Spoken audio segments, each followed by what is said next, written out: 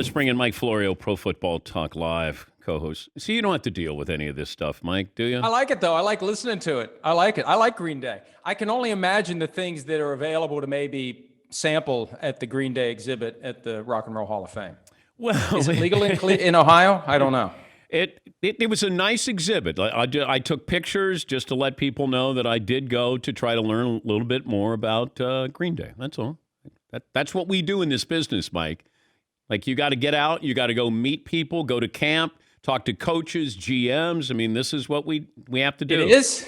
It is. I'm just getting that memo 20 years later. I stay in my cave as much as I can. I think people prefer it that way. All right, you got the Cowboys and the Steelers. They get to start practice on Wednesday. More interesting team to you between those two? Well, I'd say the Cowboys, because they always are. It's close, though. This year with the Steelers, I don't know what their mindset is. I don't know why they brought Ben Roethlisberger back. I don't know why he came back. It doesn't feel like they're going to be as successful as last year. That AFC is so top-heavy with Super Bowl contenders. It's going to be a tough year for the best teams in the AFC. For the Cowboys, their path to the division championship is wide open. They could win it easily. They're favored to win it, although I don't think they should be. I think it should be Washington. But with the Dak Prescott injury, which by all appearances is healed, Ezekiel Elliott, can he get back to being the guy he was a couple of years ago? Can they do anything defensively? And it's the Cowboys, and they're on Hard Knocks. I mean, so the Cowboys are always going to be a team, even when it feels like that star is a little tarnished, they still are a team that everyone wants to pay attention to. Why did the Steelers bring Ben back? I think what happened, and Sims and I talked about this on PFT Live, I think they had enough time after their loss to the Browns in the playoffs and to process the way things fell apart after the Steelers started 11-0 to convince themselves that we don't have to rebuild. We just have to reload. If we fix this and this and this and this, you get into kind of an echo chamber with your front office and your coaching staff, and they convince themselves they can make a run at the Super Bowl and win it. And we're going to do it. We're going to bring him back, and we're going to have that one more year. And I think part of it too was they didn't know what else they were going to do if they didn't bring back Ben Roethlisberger. They didn't draft high enough to get a first-round talent that could be the next franchise quarterback like they did in 2004 when they had the 11th pick. So I think that part of it was hubris, and part of it is we don't know what plan B would be, so let's stick with Ben Roethlisberger. Yeah, and I know they brought in Haskins, I guess just to see if there is potential there, but Mason Rudolph is not threatening anybody. I don't know if they didn't see a quarterback in the draft that they could get or was worth going to get. I don't know if it was something as simplistic as that, and then you just thought, all right, well, we can fall back on Ben. And Ben did have pretty good numbers those first, 11 games or so. But and their receivers I think they dropped more balls than any other receivers. So now you've added a running back. I don't know what their style is going to be, but it'll be tough sledding in that division. One thing Jerome Bettis told Ed Bouchette of The Athletic last year was the running game is something that begins in training camp. You have to have a commitment up front.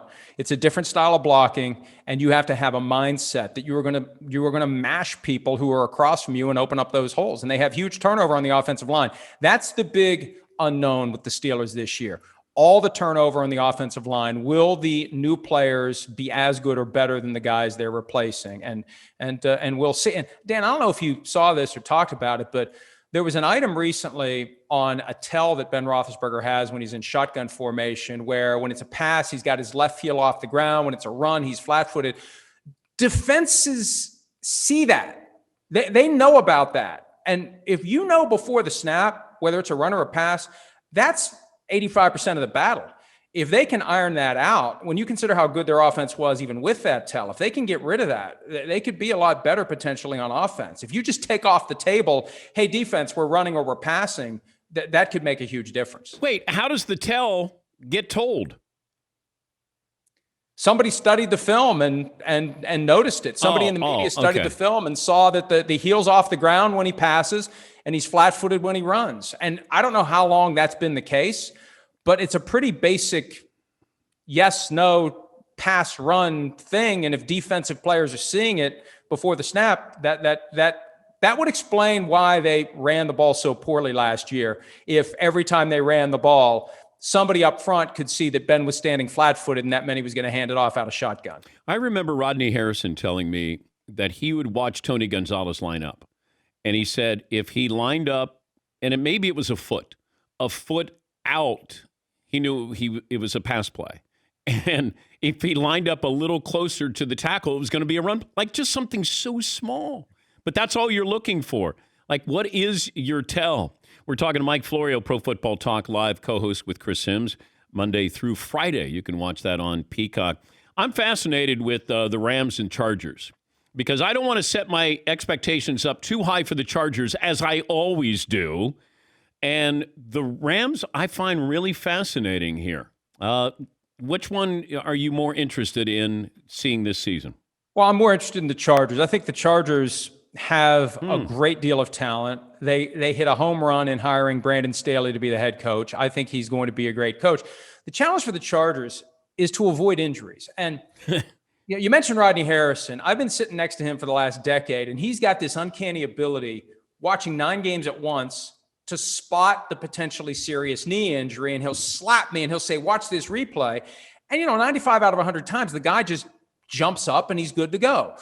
Teams out there know how to properly get their guys flexible and everything about the training side of it to get guys to a point where they can go out and play and not suffer serious injury. I think some teams are better than others.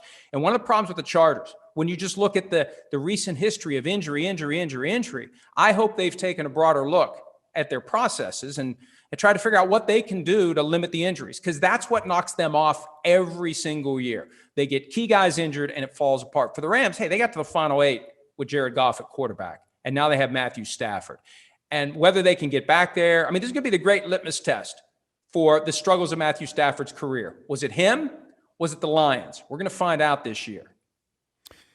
The obligatory Aaron Rodgers update, Mike? Well, I think he's going to be there.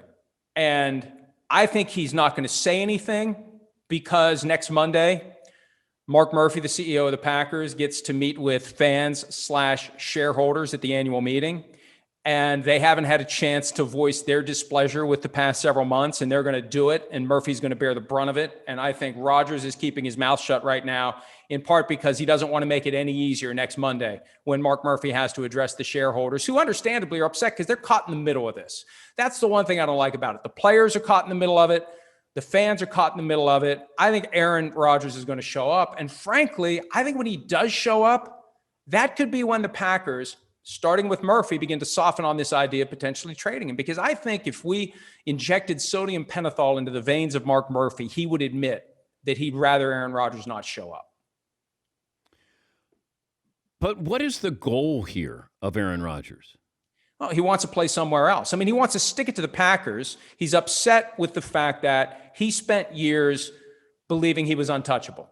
And in one moment, without a heads up, without the courtesy of a phone call or a text message or anything, he found out he's not untouchable because they traded up to draft a quarterback who ostensibly will replace him. And at one point, I think it was when he was talking to Kenny Mayne, he made the comment that his season last year threw a wrench into the plan. He believes that they wanted to go from Jordan Love to Aaron Rodgers after one season of Jordan Love on the bench. And I think he's trying to force that now.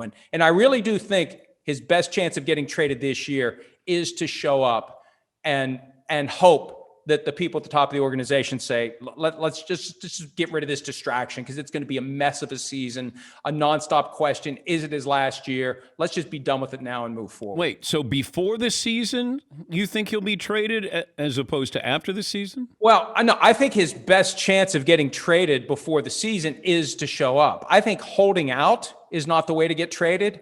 I think he's got a better chance of getting traded if he shows up. And it's this constant circus of, is this his last year? Have they promised to trade him? He's asked about it all the time. He makes his little snide, passive-aggressive comments, so they have to scour everything he says to see who he's taking a shot at. I have a feeling they've gotten to the point where they've had enough of that, and they're just ready to move forward. And showing up, I think, is the ticket to them deciding to move on. But, Mike, if the Packers knew this, then why not do it at draft at the draft, you have a lot of teams that come into play, more options here. I don't understand. You're going to limit the market for Aaron Rodgers.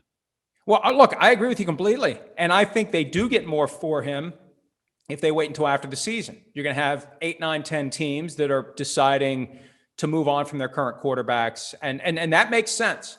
But I'm just talking about the day in and day out reality of Aaron Rodgers back and Aaron Rodgers in Green Bay and Aaron Rodgers taking verbal shots at Brian Gutekunst, Mark Murphy, whoever. He can't help himself. At some point, he's going to break. You can see it. The wheels spin in his head. He tries to resist. At some point, he's going to say something. And as Sims and I have said on PFT Live, if you're Mark Murphy or Brian Gutekunst, don't go anywhere near the practice field without a helmet on and 2 cups, because you're going to get the walking boss treatment. Was the walking boss the one that Burt Reynolds threw the football and Adam Sandler did the same thing right into the, right into the sensitive area? Yes. If you're Gutekunst or Murphy, steer clear of Aaron Rodgers with a football this year. Why doesn't Rodgers just say, trade me?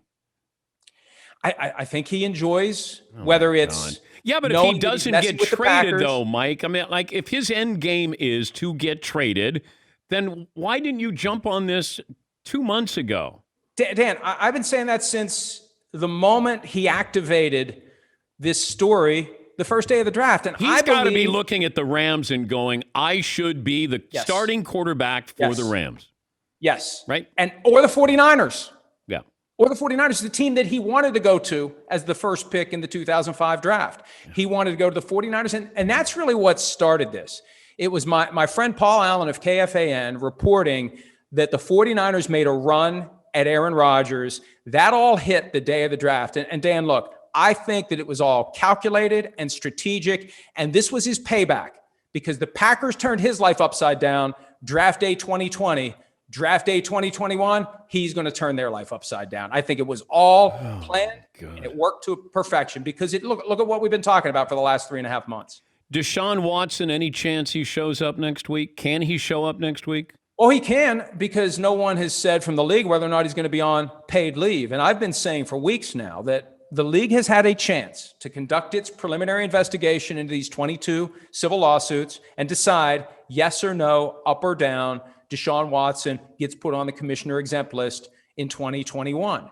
And I think the right thing to do and the fair thing to do is for the league to tell the Texans, Watson, and anyone else out there who may want to trade for him what his status is and not play this guessing game. And you'll find out when we put him on the commissioner exempt list. That's what the league typically does. They won't tell you in advance, because if he's not going to be put on the commissioner exempt list, I think the chances of him traded, even with the pending lawsuits, increases dramatically. Whether it's the Eagles, the Dolphins, the Broncos, I think one of those 3 teams make a run at him if the league says we're not putting him on the commissioner exempt list.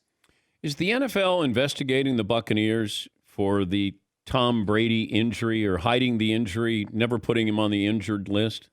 I think I played the full season with a torn MCL that required surgery promptly after the Super Bowl, and he never showed up on the injury report once with a knee problem. And I've asked the league, as evidence has come out after the fact about the severity of the knee injury, do you have a comment on this? Did they violate the injury report? And the league has consistently said no comment. And Dan, I think, based on dealing with the league for the last 20 years, if there was no violation, they would say so.